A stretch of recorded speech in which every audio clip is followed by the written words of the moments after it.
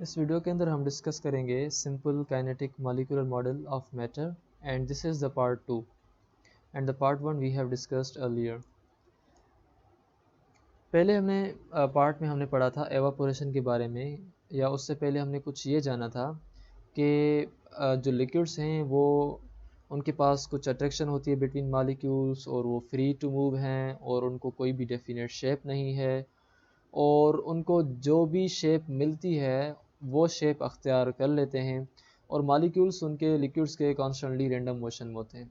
दूसरी चीज़ हमने लिक्विड्स के बारे में ये पढ़ी थी कि जब भी हम उनको हीट करते हैं तो वो जो है फास्टर मूव करते हैं और फास्टर मूव होने के बाद ज़ाहिरी बात है वो एक्सपेंड होते हैं in the form of the gases.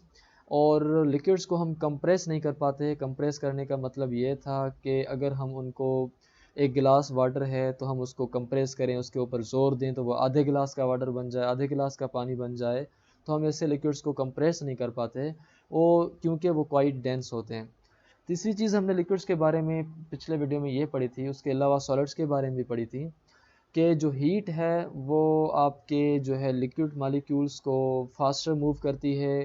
Faster इसलिए मूव करती है क्योंकि हीट की वजह से वो जो मॉलिक्यूल्स हैं वो एनर्जी गेन करते हैं। फास्ट मूविंग मॉलिक्यूल्स जो हैं वो सरफेस के ऊपर ओवरकम फोर्स को सरफेस को ओवरकम करते हैं, फोर्सेस ऑफ अट्रैक्शन को, और उसके बाद वो जो हैं एस्केप हो जाते हैं, जिसको हम एवापोरेशन कह रहे थे। अब हम जो है एवापोरेशन के बारे में आधा हमने पहले पढ़ा, लेकिन कुछ डिटेल में अब इस वीडियो के अंदर हम पढ़ रहे हैं। जब भी कोई लिक्विड फास्टर पार्टिकल्स जब भी कोई लिक्विड एवापोरेट होता है तो जो उसके अंदर जो फास्टर पार्टिकल्स होते हैं उसके सरफेस में से वो भाग जाते हैं, वो गैस बना लेते हैं। जबकि जो गैस है वहाँ से unless the gas is removed some of the particles will return to the liquid. जबकि जो कुछ पार्टिकल्स हैं वो फिर लिक्विड को ही वापस ले आते हैं, जिस तरह ये वाला है ये वाला सेम चले जाते हैं, लेकिन जैसे कुछ मॉलिक्यूल्स ये हैं ये वापस लिक्विड में ही चले आते हैं, पूरे एवापोरेट नहीं होते। अब सवाल यह है कि how can we increase the rate of evaporation, हम एवापोरेशन का रेट किस तरह से बढ़ाएं कि एवापोरेशन ज़्यादा हो। उसमें से जो पहली चीज़ हमने एवापोरेशन को बढ़ाने के लिए करनी होगी वो ये है कि हमने टेम्परेचर को बढ़ाना है, यानी कि हीट ज़्यादा देनी है। सिंपल सी बात है कि टेम्परेचर जैसे बढ़ेगा तो एवापोरेशन बढ़ेगी। जिस तरह वेट क्लॉथ्स होते हैं, जिस तरह अगर कपड़े गीले होते हैं और हम उनको सूखने के लिए कहीं पे लटकाते हैं, तो अगर गर्मी का डे होगा, हॉट डे होगा, तो जल्दी जल्दी एवापोरेट हो जाते हैं, because more of the water molecules have sufficient energy to escape from the surface of the liquid.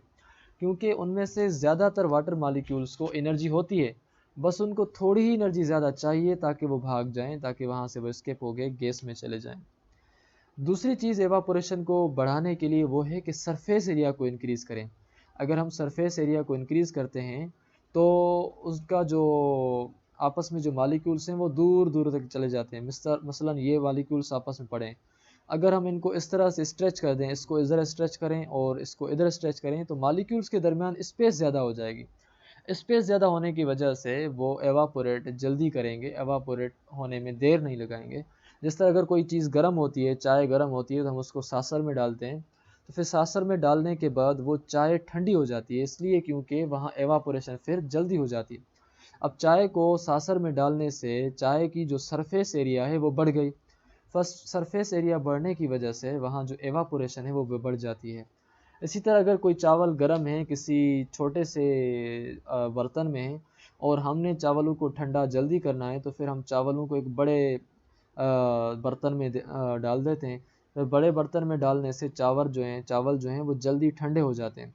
इसलिए जो एवापोरेशन हम बढ़ा सकते हैं वैसे ही बढ़ा सकते हैं कि हम उनकी जो सरफेस एरिया है किसी भी चीज़ की अगर हम वो बढ़ाएंगे तो फिर उनकी जो एवापोरेशन है वो ज़्यादा हो जाएगी जल्दी। मॉलिक्यूल्स क्योंकि closer to the surface of the liquid होंगे, इस हिसाब से जो उनकी है वो जल्दी ठंडे हो जाते हैं या फिर वो एक दूसरे से दूर हो जाते हैं। तीसरी चीज़ इस सवाल का कि how can we increase the rate of the evaporation, तीसरी चीज़ है कि आप ह्यूमिडिटी को रिड्यूस करें। एयर आपकी ह्यूमिड हो सकती है। इस ह्यूमिड होने का मतलब ये है कि एयर के अंदर कुछ वाटर वेपर्स का मकदार मौजूद हो। अगर एयर के अंदर वाटर वेपर्स का कुछ मकदार मौजूद होगा तो वहाँ जो ह्यूमिडिटी है वो ज़्यादा होगी। अब ज़ाहिरी बात है अगर एयर के अंदर ऑलरेडी वाटर है तो फिर ये नीचे वाला वाटर ऊपर क्यों जाए। इसलिए अगर ह्यूमिडिटी होगी तो जो नीचे वाला वाटर ऊपर उड़ रहा है वो कम उड़ेगा, यानी कि कम एवापोरेट होगा।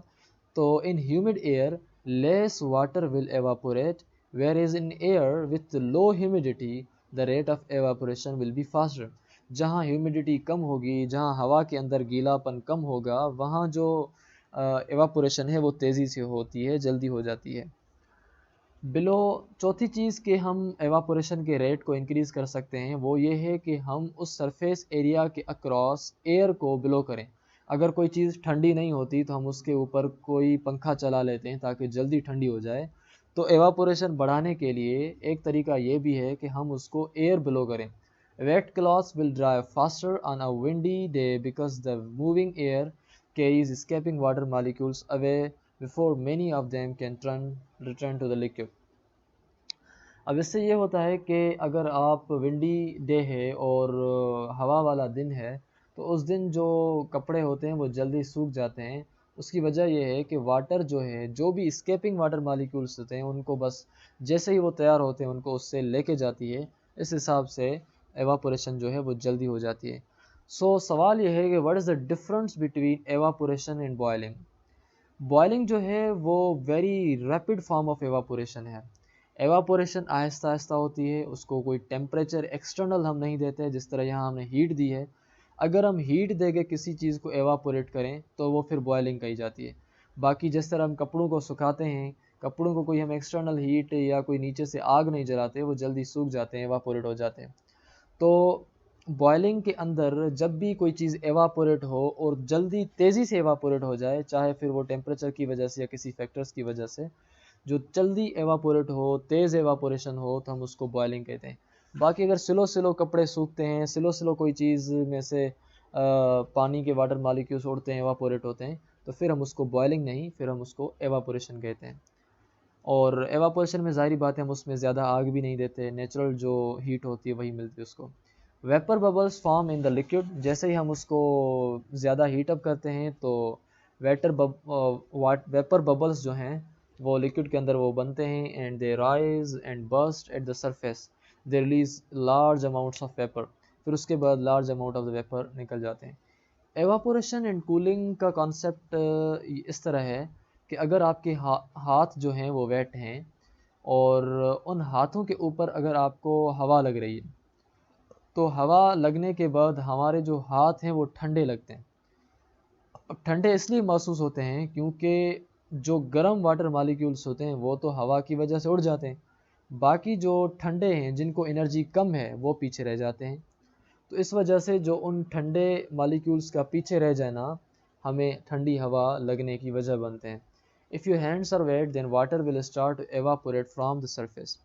Your skin feels cooler as the evaporating water takes the thermal energy away. क्योंकि जैसे जैसे एवापोरेटिंग वाटर ऊपर चलता जाएगा तो आपके हीट वाटर की जो आपके हाथ की जो हीट है, जो थर्मल हीट है, वो लेके पानी उड़ जाएगा। क्योंकि पानी को उड़ने के लिए हीट चाहिए और वो पानी उड़ने के लिए जो हीट लेगा वो आपसे आपके हाथ से लेगा, वो आपके हाथ से लेके एनर्जी चला जाएगा। अब जब उसने आपके हाथ से एनर्जी ले ली तो ज़ाहिरी बात है आपके पास फिर एनर्जी कम बची, और जैसे ही एनर्जी कम होती है हाथ में तो आपका हाथ ठंडा महसूस होने लगता है। काइनेटिक थ्योरी हमें यह बताती है कि faster particles are escaping. Faster particles जो तेज़ पार्टिकल्स होते हैं, जो जज्बाती पार्टिकल्स होते हैं, जिनको हीट ज़्यादा है, जो गर्म ज़्यादा हैं, वो भागोड़ होते हैं, वो जल्दी भाग जाते हैं, दे आर एस्केपिंग। बाकी जो ones left behind are slower, जो बच जाते हैं पीछे वो स्लोअर होते हैं और उनको एनर्जी भी कम होती है, वरना उनको अगर एनर्जी ज़्यादा होती तो फिर वो भी यहाँ न रहते, वो यहाँ न स्टे करते।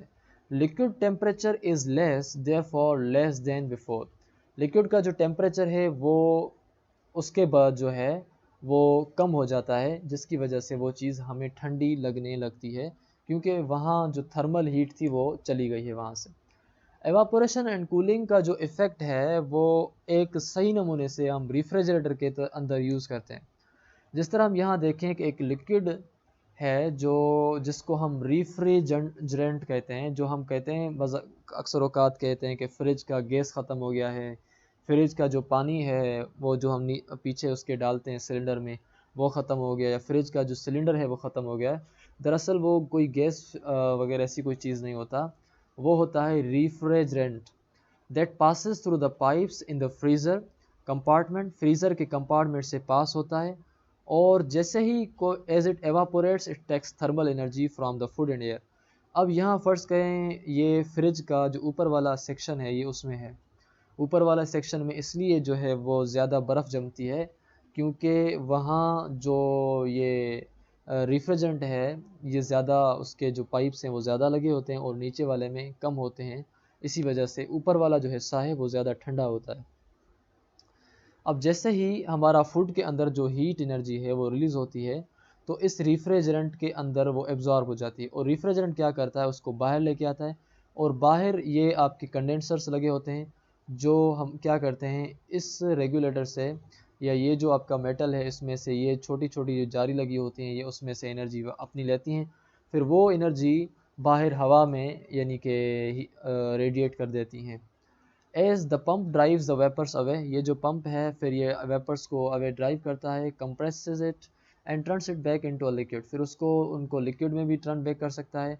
This releases thermal energy so the liquid heats up, तो इससे क्या होता है कि आपका जो लिक्विड है वो हीट अप होता है और थर्मल एनर्जी भी हमारी रिलीज़ हो जाती है।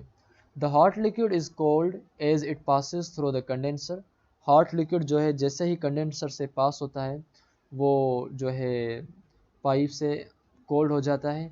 The thermal energy is then taken away from the air, और इसी तरीके से हवा से हमारी जो थर्मल एनर्जी है वो चली जाती है। Overall the thermal energy is transferred from the food inside the fridge to the air outside, overall जो थर्मल एनर्जी आती है वो हमारे खाद्य से या हम जो चीज़ भी रखते हैं फ्रिज के अंदर उसमें से निकलती है, और वो निकल के इन रिफ्रिजरेंट के थ्रू जाके बाहर आउटसाइड एयर में जाके वो रिलीज़ होती है। एवापोरेशन एंड कूलिंग की अगर हम देखें तो कूलिंग जो इफ़ेक्ट एवापोरेशन का वो हमें कूल डाउन करने में हेल्प आउट करता है। कोई भी चीज़ हमें जब बहुत ज़्यादा पसीना होता है, बहुत ज़्यादा जब स्वीटनिंग होती है, उसके बाद जब हवा लगती है तो फिर हमें ठंडक महसूस होने लगती है। उसकी वजह ये होती है कि जो भी मालिक्यूल्स थोड़ी भी एनर्जी हमारे जिस्म से लेते हैं तो वो रेडी टू एवापोरेट होते हैं, मगर उनको एवापोरेट करने के लिए कोई चीज़ होती नहीं है बाहर से जो आए।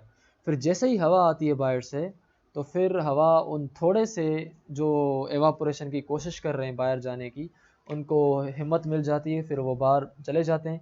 इस हिसाब से वो जैसे ही हमसे एनर्जी या हीट लेके बाहर जाते हैं तो वो चीज़ हमें ठंडी लगने लगती है। When our body temperature starts to increase more than 0.5 degree centigrade above normal we starts to sweat, हमें पसीना आ जाना चाहता है। टाइनी पोर्स हमारी जो स्किन के अंदर हैं वो स्वीट को रिलीज़ करती हैं, मोस्टली वाटर, तकरीबन वाटर होता है। The liquid evaporates from the skin surface, अब ये जो लिक्विड वाटर है, ये जो लिक्विड है वो एवापोरेट होता है स्किन सरफेस से, और taking thermal energy with it, skin से हमारा जो वाटर है वो एवापोरेट होता है और हमारी स्किन की जो थर्मल एनर्जी है वो अपने साथ एवापोरेशन वाला जो लिक्विड है वो लेके जाता है, जिसकी वजह से हमारी जो अब बॉडी है वो कूल होने लगती है।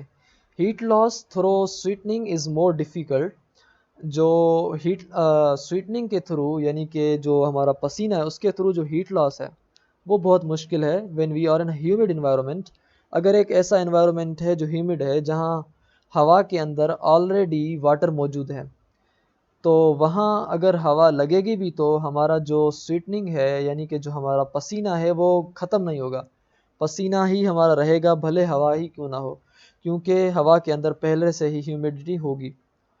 हमने चेंजेस स्टेट पढ़ी थी कि अगर सॉलिड से कोई चीज़ लिक्विड में चेंज होगी तो हम उसको मेल्टिंग कहते हैं, लिक्विड से अगर कोई चीज़ गैस में चेंज होती है तो हम उसको बॉइलिंग या एवापोरेटिंग कहते हैं।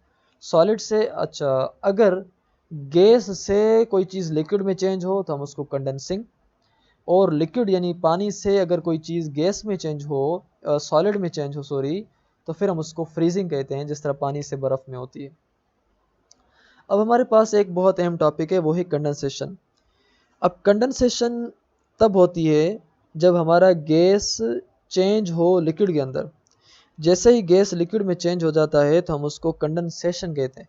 उसका मिसाल ये है कि अगर आप ठंडे पानी का जग बाहर रखते हैं तो ठंडे पानी के जग के बाहर पानी आ जाता है, जैसे उस जग को पसीना आया हो, जैसे उस जग को स्वीटनिंग हुई हो, तो वो जो पानी उस गिलास के बाहर या उस जग के बाहर आता है वो कंडेंसेशन की वजह से होता है। क्योंकि हमारी हवा के अंदर जो वाटर मॉलिक्यूल्स घूम फिर रहे होते हैं, वो जैसे ही ठंडे ऑब्जेक्ट को लगते हैं तो वो खुद गैस लिक्विड में चेंज हो जाते हैं, जिसको हम कंडेंसेशन या कंडेंसिंग कहते हैं। उसके बाद हमारे पास जो कोल्ड एयर है वो जो है लेस वाटर कंटेन करती है than warm air. So some water vapours many may condense if humid air is suddenly cooled। अगर ह्यूमिड एयर है, अगर वो सडनली अचानक कूल्ड हो जाती है, ठंडी हो जाती है, तो फिर इस तरह से हो सकता है। ये जो टाइनी वाटर ड्रॉपलेट्स हैं एयर के अंदर may be seen as fog. Air के अंदर जब भी पानी के वाटर मॉलिक्यूल्स होते हैं तो वो फॉग की सूरत में हम देख सकते हैं, मिस्ट की सूरत में हम उनको देख सकते हैं, या फिर हम उनको क्लाउड्स की सूरत में देख सकते हैं। अब आपने ये चीज़ नोटिस ज़रूर की होगी कि जहाँ भी पानी की नहरें होती हैं या जहाँ दरिया होता है, दरिया बहता है, तो वहाँ जो फोग होता है विंटर वेकेशन के अंदर वो ज़्यादा होता है, क्योंकि वहाँ वाटर की वेपर्स जो है जल्दी फोग में कन्वर्ट हो जाती हैं। We might also see condensation on a mirror in a bathroom. Bathroom के अंदर मिरर के ऊपर अगर स्वीटनिंग आ जाए, अगर उसके अंदर पानी आ जाए, या जब एसी ज़्यादा देर तक चलती है तो फिर कंडेंसेशन हर जगह होती रहती है, और द विंडो सरफेसेस एक्सेट्रा। अब प्रेशर चेंजेस किस तरह होता है वो हमने पढ़ना है। गैसेस एंड प्रेशर, हमने काइनेटिक थ्योरी हमें पढ़ी थी कि वो हमें बताती है कि जो गैसेस हैं वेरी स्मॉल पार्टिकल्स वो कॉन्स्टेंटली मूव करते हैं और उनको कम्प्लीटली रैंडम मोशन होता है।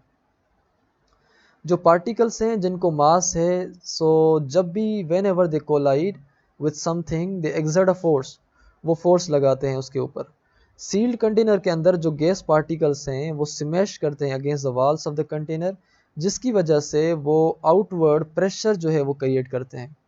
क्योंकि सील्ड कंटेनर के अंदर गैस पार्टिकल्स को आज़ादी नहीं है, आज़ादी ना होने की वजह से वो दीवारों के साथ टक्कर मारेंगे, और जैसे ही दीवारों के ऊपर फोर्स लगाएंगे, टक्कर मारेंगे, तो वहाँ प्रेशर जो है वो इंक्रीज़ होगा।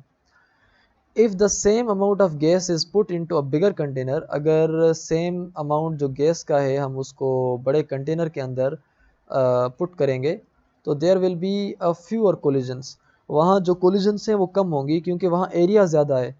लोग कम हों और रहने की जगह ज़्यादा हो तो वहाँ झगड़े कम होंगे। अगर लोग ज़्यादा हों और रहने की जगह कम हो तो वहाँ झगड़े ज़्यादा होते हैं। सॉरी, यही चीज़ है कि अगर सेम अमाउंट ऑफ गैस को हम बड़े कंटेनर में पुट करेंगे तो वहाँ कोलिजन्स कम होंगे, टकराव कम होगा वाल्स के साथ, जिसकी वजह से प्रेशर भी डिक्रीज़ हो जाएगा। फार्मूला हमने पढ़ा था प्रेशर का, वो है फोर्स अपॉन एरिया। अगर एरिया हम बढ़ाते हैं तो प्रेशर जो है कम होता है। यहाँ हम एरिया बढ़ा रहे हैं, जिसकी वजह से जो प्रेशर है वो कम हो रहा है। अगर कंटेनर स्मॉलर कंटेनर है तो वहाँ जो कोलिजन्स हैं वो ज़्यादा होंगी with in the walls of the particles और बीइंग स्क्वेश्ड क्लोज टुगेदर, जिसकी वजह से जो वॉल्स हैं, वॉल्स के अंदर जो उनकी जो गैस पार्टिकल्स हैं वो टकराएंगे, जिसकी वजह से वो आपस में उनका जो प्रेशर है वो इंक्रीज़ हो जाएगा। The pressure will increase because there is a very less space and they are fighting with each other on the with the walls of the container. तो इसी वजह से प्रेशर जब एरिया कम होगी तो इंक्रीज़ होता है।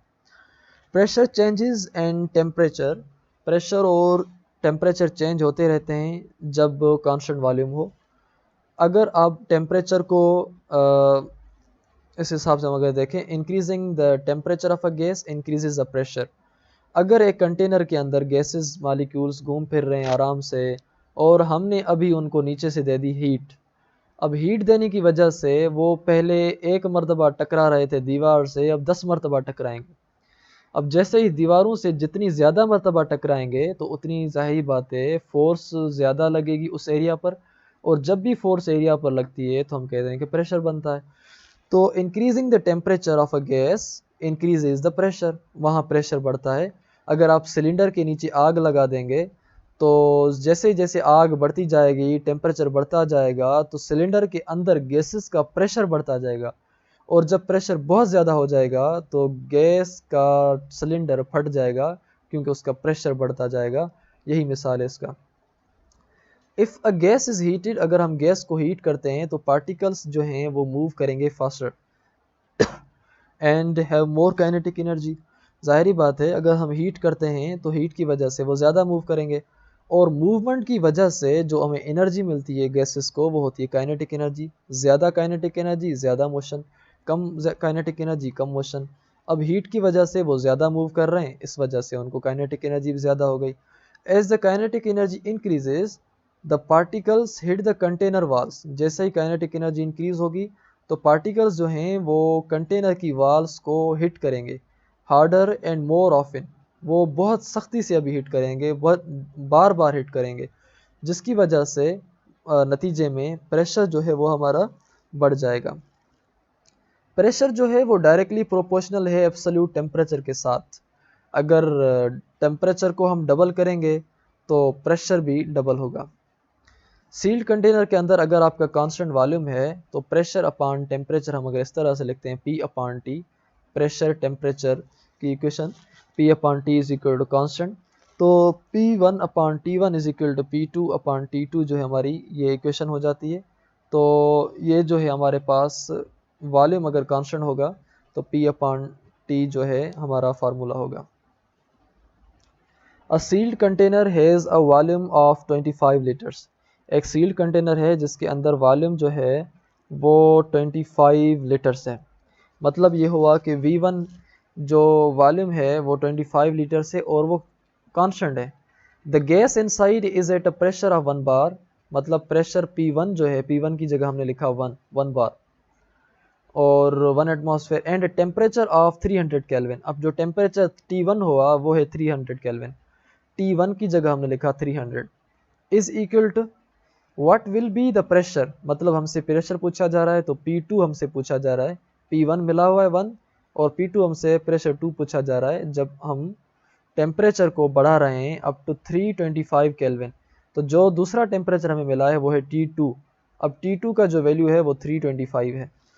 अब हमें मालूम करना है P2, इस वजह से जो 325 है यहाँ डिवाइड में है तो दूसरी तरफ जाएगा तो मल्टीप्लाई हो जाएगा। तो मल्टीप्लाई जब 325 1 के साथ हुआ तो वो हो गया 325 डिवाइडेड बाय 300। अब P2 is equal to 325 divide by 300 is equal to हमारे पास जो वैल्यू आया वो आया 1.08 बार। मतलब ये कि जब 1 बार एटमॉस्फेरिक प्रेशर था तो 300 केल्विन टेम्परेचर था। अब टेम्परेचर हमने 325 केल्विन यानी कि बढ़ाया है, तो प्रेशर भी जो 1 था पहले अभी 1.08 बार हो गया, क्योंकि अब भी हमने टेम्परेचर बढ़ाया है। Pressure changes and volume at a constant temperature. अगर टेम्परेचर कांस्टेंट होगा तो प्रेशर और वॉल्यूम भी आपस में इंटरचेंजेबल हैं। Decreasing the volume of a gas, अगर हम गैस का जो वॉल्यूम है वो डिक्रीज करते हैं तो प्रेशर जो है इंक्रीज होता है। जैसे अगर हम बलून का जो वॉल्यूम है अगर इस बॉक्स जितना है, अगर हम बलून को प्रेशर देंगे, अगर हम उसको बाहर से ज़्यादा ज़ोर देंगे तो बलून अंदर की तरफ जाएगा। जैसे ही वो अंदर की तरफ जाएगा तो उसकी जगह कम होगी मॉलिक्यूल्स को वाइब्रेट करने के लिए, मूव करने के लिए, जिसकी वजह से ये बार बार दीवारों में फोर्स लगाएंगे तो इस हिसाब से प्रेशर बढ़ जाएगा। मतलब अगर आप वॉल्यूम को कम करेंगे तो प्रेशर बढ़ जाएगा। अगर सेम इसी तरह जो सिलेंडर का पूरा गैस है अगर हम वो छोटी बोतल में भरें तो पहले गैस का सिलेंडर के अंदर वॉल्यूम ज़्यादा था, अब अगर हम उस सारे गैस को छोटी बोतल के अंदर हम भर रहे हैं तो वॉल्यूम को हमने कम किया, यानी कि छोटी बोतल जितना वॉल्यूम किया, तो वहाँ बोतल के अंदर जो प्रेशर होगा वो बढ़ जाएगा, जिसकी वजह से हम कहते हैं कि वॉल्यूम को अगर हम कम करेंगे तो प्रेशर बढ़ जाएगा। The particles have mass, particles को मास है, so whenever they collide with something they exert a force. इन सारे पासिस को पार्टिकल है, पार्टिकल्स को मास है, जब भी वो किसी के साथ टकराएंगे तो वहाँ उसके साथ फोर्स लगाएंगे। सील्ड कंटेनर के अंदर जो गैस पार्टिकल्स हैं वो स्मैश करते हैं against the walls of the container, जिसकी वजह से आउटवर्ड प्रेशर क्रिएट होता है। यानी कि बाहर की तरफ वो प्रेशर लगाते हैं। So long as the temperature is kept constant, जब तक हम टेम्परेचर को कांस्टेंट रखते हैं। If the container is made bigger, आप टेम्परेचर को कांस्टेंट रखें, आप उनकी जो हीट है वो ज़्यादा ना करें। फिर अगर आपका पहले कंटेनर छोटा था और अब आपने कंटेनर बड़ा कर दिया, यानी वॉल्यूम अब आपने बड़ा कर दिया, तो वॉल्यूम बड़ा करने की वजह से वहाँ जो प्रेशर है वो डिक्रीज़ हो गया। इसका मतलब ये हुआ कि volume increases, pressure decreases. If the container is made bigger with the same amount of gas, the pressure will decrease as there are fewer collisions between the particles, क्योंकि जैसे ही एरिया बढ़ी, जैसे ही वॉल्यूम बढ़ा, तो अभी गैसेस आपस में टकराएंगे कम, और कम टकराने की वजह से वो कंटेनर की वाल्स के ऊपर भी प्रेशर कम लगाएंगे या फोर्स कम लगाएंगे, जिसकी वजह से प्रेशर भी कम होगा।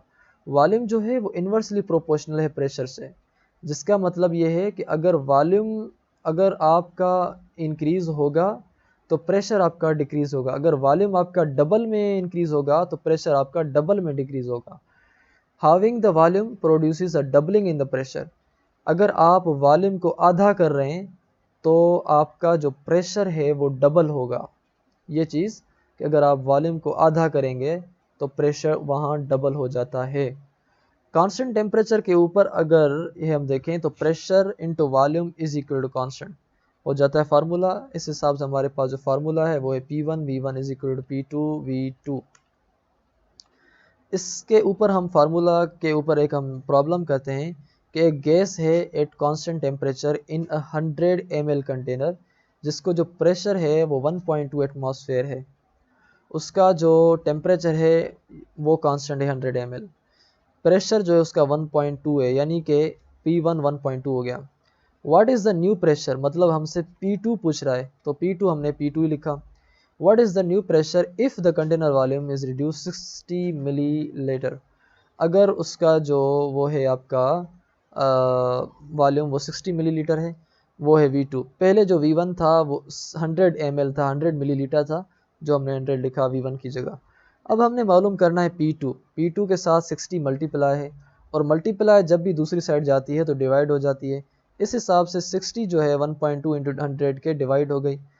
अब P2 का ये पूरा वैल्यू है 1.2 इंटू 100 डिवाइड बाई 60, जब इन सब को मल्टीप्लाई और डिवाइड करेंगे तो हमारे पास जो P2 का वैल्यू मिला वो है 2.0 एटमॉस्फेयर। अब यहाँ देखें, जब 100 ml था तो प्रेशर था 1.2, जब 60 ml है, यानी कि जब हमने वॉल्यूम कम किया, पहले 100 था, अब हमने वॉल्यूम कम करके 60 किया है, तो वॉल्यूम कम करने से प्रेशर हमारा 2 हो गया है, जबकि पहले 1 था। इसका मतलब ये है कि वॉल्यूम कम करने से प्रेशर बढ़ता है। In the next video, we will discuss about thermal properties and temperature, in which we will discuss why in cold day these wires get straightened in one, while in hot days they get somehow lower. We will discuss thermal expansion. We will discuss where the temperature or heat and same, or these things same. What is the why the ice is floating, and why the ice is floating in spite of it is made up of the water.